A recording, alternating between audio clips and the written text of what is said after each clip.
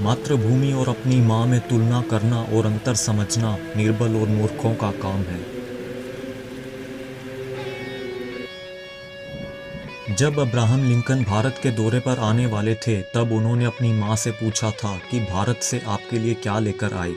तब उनकी माँ ने उन्हें जवाब दिया कि मेरे लिए उस महान देश की वीर भूमि हल्दी घाटी से एक मुट्ठी धूल लेकर आना, जहाँ का राजा अपनी प्रजा के प्रति इतना वफादार था कि उसने आधे हिंदुस्तान के बदले में अपनी मातृभूमि को चुना। लेकिन बदकिस्मती से उनका वो दौरा रद्द हो गया था और ये बातें बुक ऑफ प्रेसिडेंट यूएसए किताब में लिखी हुई हैं। मुझे नहीं पता दोस्तों कि आप वीर शिरोमणि महाराणा प्रताप के बारे में कितना जानते हैं, मगर इस वीडियो को देखने के बाद आप सोचने पर मजबूर हो जाएंगे कि आप कितना जानते हैं इतिहास को। हल्दी घाटी के बाद भी महाराणा प्रताप ने अपने जीवन में सभी युद्ध जीते थे। दिवेर के युद्ध में तो उन्होंने बहलोल खां के सिर पर अपनी तलवार से वार कर उसे घोड़े समेत बीच से काट डाला था। दोस्तों, महाराणा प्रताप की वीरता तो 300 स्पार्टन से भी कहीं ज्यादा है, जो युद्ध भूमि में अपने से 4 गुनी सेना से यूं ही टकरा जाते थे।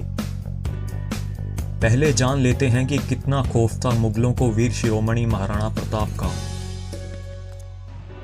महाराणा प्रताप अपने शत्रुओं के लिए उस भयानक काल के समान था जो मुगलों की सेना को पिद्दी दल की तरह मसल डालता था और हजारों मुगल सैनिकों के बीच घुसकर अपने दुश्मन का सिर काट लेता था। यही कारण है कि खुद को हिंदुस्तान का मालिक समझने वाला अकबर कभी भी गहरी नींद नहीं सोता था। अकबर ने कहा था कि अगर राणा प्रताप मेरे सामने झुकते हैं तो आधे हिंदुस्तान के वारिस वो होंगे, पर बादशाहत अकबर की ही रहेगी। लेकिन महाराणा प्रताप ने किसी की भी अधीनता स्वीकार करने से मना कर दिया था। ये महाराणा प्रताप का भय ही था कि अकबर उन्हें आधा हिंदुस्तान देकर किसी भी तरह शांत करना चाहता था। उन्हीं के भय से मुगलों की सेना कभी भी खुले में डेरा नहीं डालती थी। प्रबल प्रतापी महाराणा प्रताप ने अपने जीवन में त्याग ही त्याग कर मातृभूमि की रक्षा की। उनके जन्म से पहले राजपूती शान का प्रतीक चित्तौड़गढ़ का किला कई आक्रमणों को झेलने के बाद मुगलों के अधीन हो चुका था और महाराजा उदय सिंह, जो कि महाराणा प्रताप के पिता थे, उन्होंने पहाड़ों व घाटियों के बीच उदयपुर में अपना महल बनवाया था। लेकिन जब महाराणा प्रताप राजा बने तब उन्होंने उदयपुर को अपनी राजधानी बनाने की बजाय गोगुंदा की पहाड़ियों को अपनी राजधानी बनाया, अपनी निवास स्थली बनाया। महाराणा प्रताप राजा बनते ही महलों का त्याग कर चुके थे, केवल अपनी मातृभूमि की रक्षा के लिए। जब उन्होंने महलों का त्याग किया तब उनके साथ लुहार जाति के हजारों लोगों ने भी वहां का त्याग कर दिया था और महाराणा की सेना के लिए पूरी उम्र तलवारें बनाते रहे। प्रताप का मुख्य उद्देश्य अपनी जन्मभूमि की रक्षा करना था, जो उन्होंने जंगलों में रहकर और घास की रोटियां खाकर इतनी अच्छी तरह से की थी कि ये मातृभूमि उन्हें अपना वीर पुत्र कहती है। हल्दी घाटी के युद्ध में महाराणा प्रताप के 20,000 राजपूत व भील शामिल हुए और मुगलों की ओर से 85,000 सैनिक, और यह युद्ध 4 घंटे नहीं बल्कि सूर्योदय से सूर्यास्त तक चला था, जिसका एक अध्याय हल्दी घाटी में मुगलों की हार से पूरा हुआ, जहां पर वे घुटने टेक कर भागने पर मजबूर हो गए, और दूसरा अध्याय हल्दी घाटी से लगभग 7 किलोमीटर दूर रक्ततलाई में पूरा हुआ, जहां पर फिर से युद्ध हुआ और इतना रक्त बहा कि वहां की जमीन पर खून का तालाब सा बन गया, जिस कारण उस जगह को रक्ततलाई कहा जाता है। इस भयंकर युद्ध में 48,000 सैनिक मारे गए थे, जिनमें से 8,000 राजपूत और 40,000 मुगल थे। हल्दी घाटी के युद्ध के बाद अकबर अपने सेनापति आसिफ खां व मान सिंह से इस कदर नाराज था कि उसने उन दोनों को 6 महीने तक दरबार में न आने की सजा दी थी।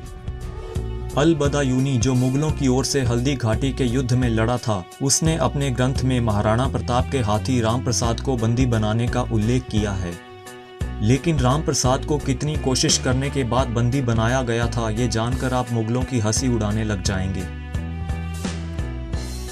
वो लिखता है कि जब महाराणा प्रताप से अकबर ने लड़ाई की थी तब उसने 2 ही चीज़ों को बंदी बनाने की मांग की थी, एक तो खुद महाराणा प्रताप और दूसरा उनका हाथी राम प्रसाद। वो हाथी इतना समझदार व ताकतवर था कि उसने हल्दी घाटी के युद्ध में अकेले ही अकबर के 13 हाथियों को मार गिराया था। अल-बदायूनी आगे लिखता है कि उस हाथी को पकड़ने के लिए हमने 7 बड़े हाथियों का एक चक्रव्यूह बनाया और उन पर 14 महावतों को बिठाया, तब कहीं जाकर उसे बंदी बना पाए। उस हाथी को अकबर के समक्ष पेश किया गया, जहां पर अकबर ने उसका नाम पीर प्रसाद रखा। राम प्रसाद को मुगलों ने गन्ने और पानी दिया, मगर उस स्वामी भक्त ने 18 दिन तक मुगलों का न तो दाना खाया और न ही पानी पिया और शहीद हो गया। तब अकबर ने कहा था कि जिसके हाथी को मैं अपने सामने नहीं झुका पाया, उस महाराणा प्रताप को क्या झुका पाऊंगा। हाथी के मरने से पहले अकबर ने उसे गांव-गांव ले जाकर ढिंढोरा भी पिटवाया था कि उसने महाराणा प्रताप को हरा दिया है, मगर किसी ने उसकी इस बात पर यकीन नहीं किया। महाराणा प्रताप पर रिसर्च करने वाले इतिहासकार डॉक्टर चंद्रशेखर शर्मा ने अपने शोध के बाद सबूतों के साथ महाराणा प्रताप को हल्दी घाटी के युद्ध का विजेता बताया है। हल्दी घाटी के युद्ध के बाद महाराणा प्रताप ने मुगलों से दीर्घकाल तक संघर्ष किया तथा बाबर से लेकर अकबर के काल तक मुगलों ने मेवाड़ की जितनी भूमि और किले छीने थे, उन सभी को वापस अपने कब्जे में ले लिया। अकबर ने अपने सभी सेनापतियों को कभी एक साथ तो कभी अलग अलग करके मेवाड़ पर आक्रमण करने के लिए भेजा था, लेकिन महाराणा प्रताप उन सभी सेनापतियों में मार लगाते और उनकी सेनाओं को नष्ट कर देते। इस कारण अकबर के बहुत से सेनापति मारे गए, बहुत से नौकरी छोड़कर भाग गए और बहुतों ने पराजित होने के बाद कभी भी अकबर को अपना मुंह नहीं दिखाया। महाराणा प्रताप किलों के किले जीतते जा रहे थे, मुगलों के थाने उजाड़ते जा रहे थे और शाही खजानों को लूटते जा रहे थे, लेकिन अकबर की सेना लूट-पीट कर अपनी जान व इज्जत दोनों को बचाने में असमर्थ थी। आपको यह भी जानना चाहिए कि महाराणा प्रताप ने विशाल मेवाड़ के सभी परंपरागत किले जीत लिए थे।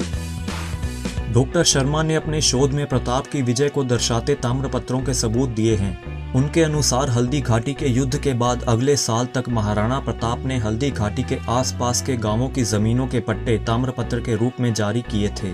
उस समय जमीनों के पट्टे जारी करने का अधिकार सिर्फ राजा को ही होता था और अगर प्रताप की जीत न हुई होती तो वो उन ताम्रपत्रों पर हस्ताक्षर नहीं कर सकते थे। ये ताम्रपत्र राजस्थान जनार्दन राय विद्यापीठ विश्वविद्यालय में जमा किए गए हैं। डॉक्टर शर्मा ने इन ताम्रपत्रों को महान राजपूत परिवारों व किसानों से इकट्ठा किया था। सन 1834 में जिस जमीन पर महाराणा प्रताप के घोड़े चेतक की समाधि का नवीनीकरण किया गया था, वास्तव में वो जमीन समाधि बनाने के लिए 1576 में हुए हल्दी घाटी के युद्ध के बाद प्रताप द्वारा ही आवंटित की गई थी। इससे स्पष्ट होता है कि हल्दी घाटी के युद्ध के बाद भी मेवाड़ और उसके आसपास के इलाकों पर महाराणा प्रताप का ही नियंत्रण था। प्रताप गुरिल्ला युद्ध भी लड़ते थे और वो भी बहुत ही व्यवस्थित तरीके से, जिसका परिणाम यह हुआ कि मुगल घुटने टेकने पर मजबूर हो गए। एक ऐसा भी समय था जब लगभग पूरा राजस्थान मुगल बादशाह अकबर के कब्जे में था, लेकिन महाराणा अपना मेवाड़ बचाने के लिए अकबर से लड़ते रहे और विजयी होते रहे। अगर आप महाराणा प्रताप के दूसरे युद्धों के बारे में जानना चाहते हैं तो कमेंट में ज़रूर बताएं। आप अपने विचार भी कमेंट में बता सकते हैं। दोस्तों, मेरे इस चैनल का मकसद आप सबको भारतीय संस्कृति और भारत के महान इतिहास से अवगत करवाना है, जिसे हम सब भूलते जा रहे हैं। दोस्तों, ये सभी वीडियोस बनाने में और जानकारी इकट्ठी करने में बहुत मेहनत लगती है, इसलिए अगर आपको कोई भी वीडियो अच्छी लगी हो तो उसे लाइक ज़रूर करें और चैनल को सब्सक्राइब करने के साथ साथ नोटिफिकेशन बेल पर भी ज़रूर प्रेस कर दें। Thanks for watching.